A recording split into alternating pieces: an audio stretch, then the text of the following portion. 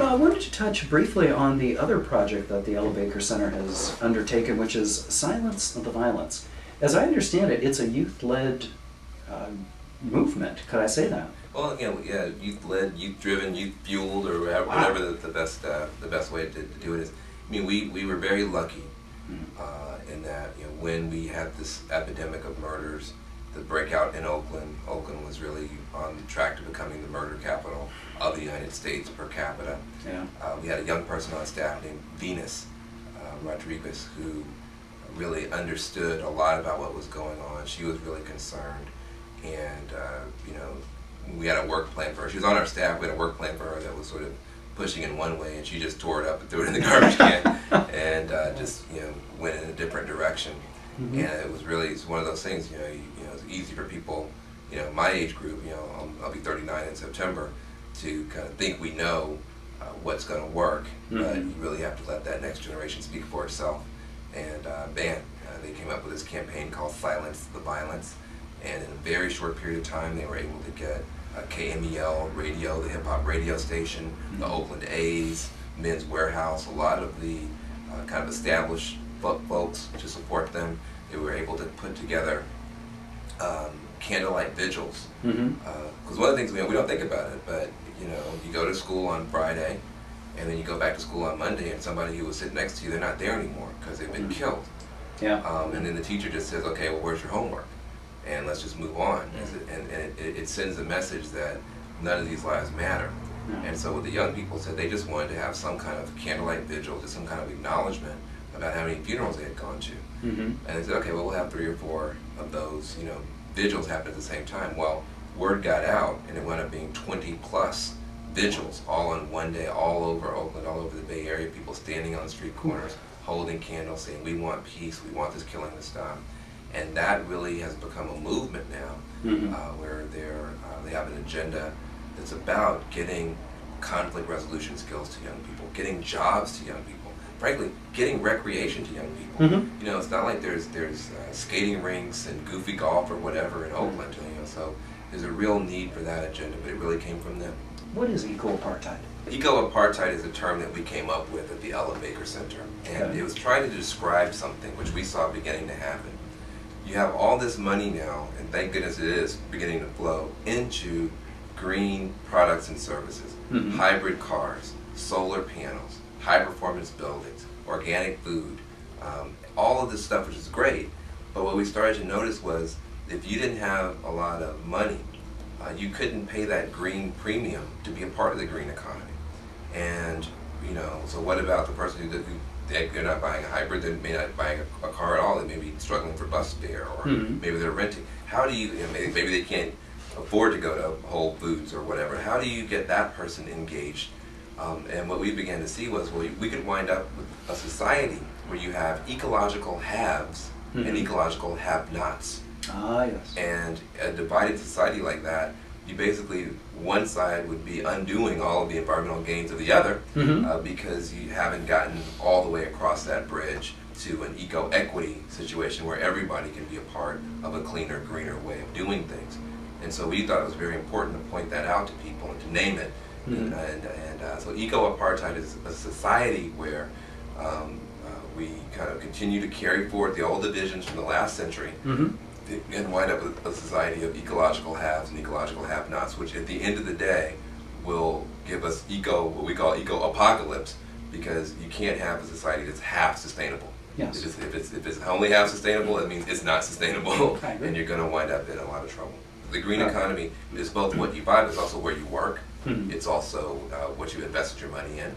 And what we're seeing is there's an opportunity now to not just create better consumer choices for people, but also to give people job opportunities, green-collar jobs, as we've been talking about, wealth-building opportunities, health-improving opportunities, and those kinds of things may, in fact, not easily get to the people who need those jobs the most. In fact, what our fear is that those people who are already job-trained, job-ready, will just jump from existing jobs into green jobs and leave those people who most need new jobs out. So, so I do think that we are staring down the long barrel of eco-apartheid, even as we speak in the Bay Area. A lot of the eco-entrepreneurs, as we call them and love them, are hiring their college buddies, their dorm room buddies, to do some of this vocational work.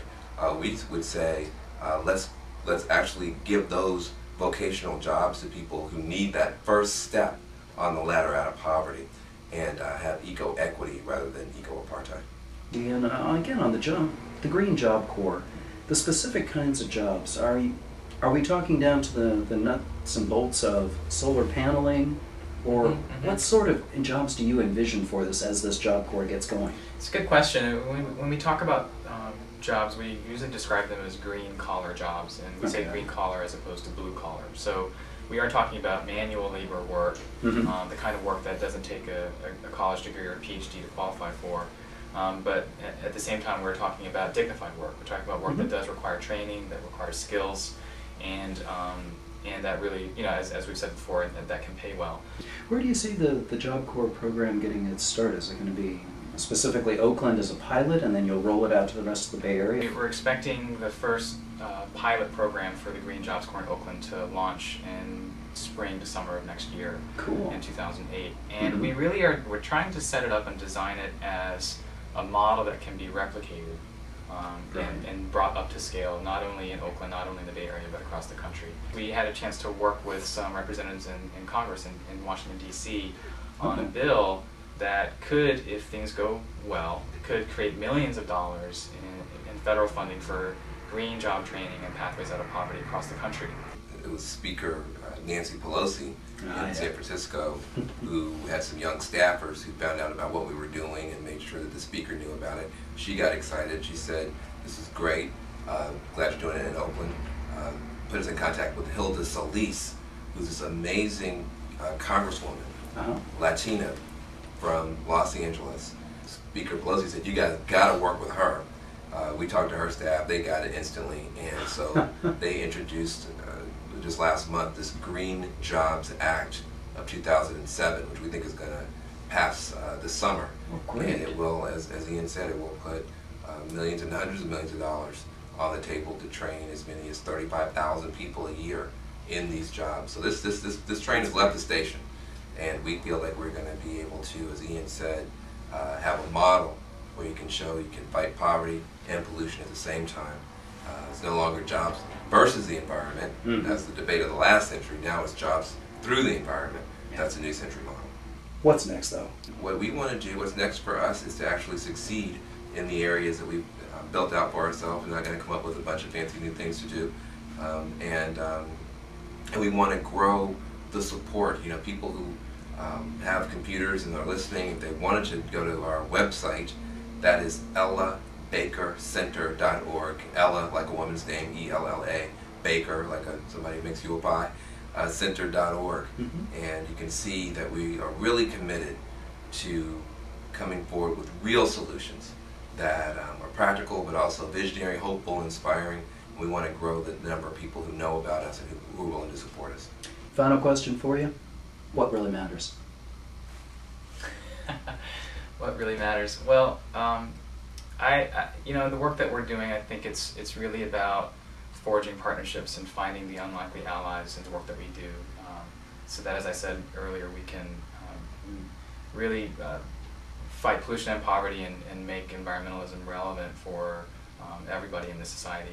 And so I think linking arms and doing work together is what really matters to me at this point. I agree with that, and I think finding ways to liberate and free the jailed and the jailers, that really matters, because it informs how you do your work and where you come from. And then building a green economy strong enough to lift people out of poverty, so that we can all get to a higher ground together. Well, thank you much, gentlemen. Appreciate the time.